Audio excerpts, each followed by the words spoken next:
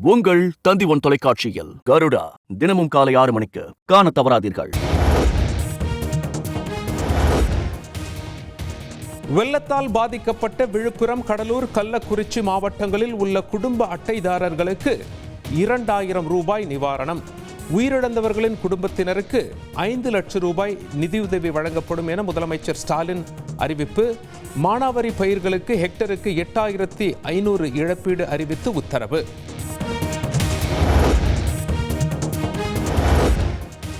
புயல் வெள்ள பாதிப்புக்கு தமிழக அரசு அறிவித்துள்ள நிவாரணம் போதுமானதாக இல்லை. பாஜக மாநில தலைவர் அண்ணாமலை பேட்டி.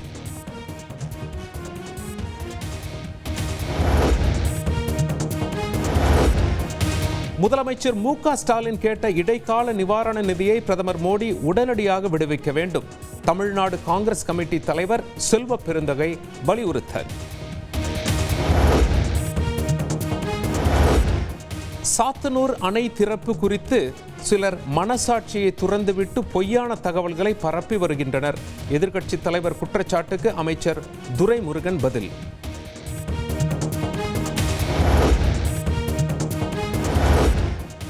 புயலால் பாதிக்கப்பட்டுள்ள தமிழகத்திற்கு நிவாரண உதவிகளை உடனே வழங்க வேண்டும் என மாநிலங்களவையில் வைகோ வலியுறுத்தல். சேத விவரங்களை கணக்கிட மத்திய குழுவை உடனடியாக அனுப்ப வேண்டும் என்றும் திமுக எம்பி டி.ஆர். பாலு பேச்சு.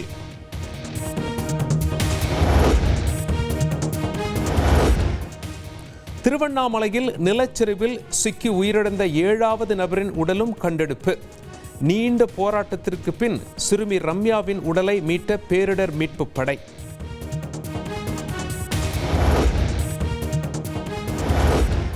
விழுப்புரம் தேவனூர் கிராமத்தில் கழுத்தளவு தண்ணீரில் குழந்தையை மீட்ட இளைஞர்.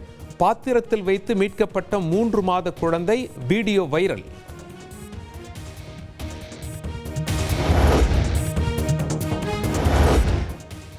திருவள்ளூர் அருகில் கொசஸ்தலை ஆற்றில் 2000 கன அடி உபரி நீர் திறப்பு. பாய்ந்தோடும் நீரால் கரையோர மக்களுக்கு எச்சரிக்கை.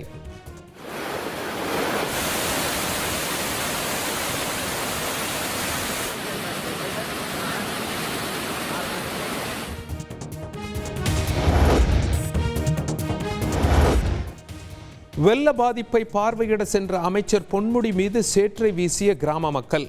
காவல்துறை, அரசு அதிகாரிகள் மீது சேற்றை வீசிய போராட்டக்காரர்களால் பரபரப்பு.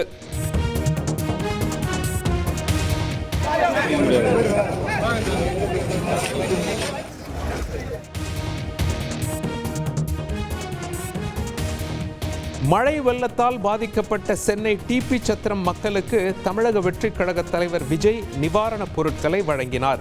நேரில் வந்தால் சிரமம் ஏற்படும் என்பதால் பனையூரில் உள்ள அலுவலகத்துக்கு அழைத்து வழங்கியதாக பேச்சு.